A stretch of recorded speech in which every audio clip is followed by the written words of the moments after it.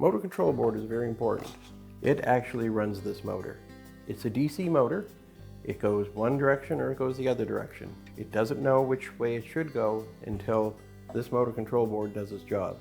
It receives inputs from your control panel when you select a cycle, and it runs the motor from there on in.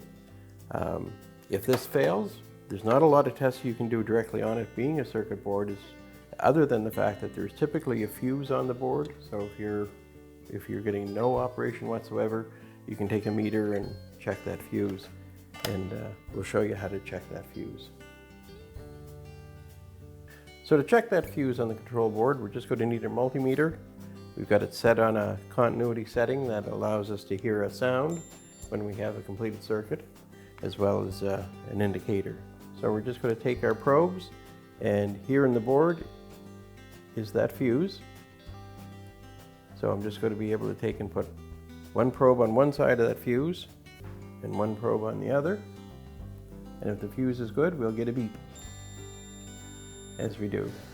So that fuse tested good. So if that fuse had tested bad, we would definitely be replacing this control board.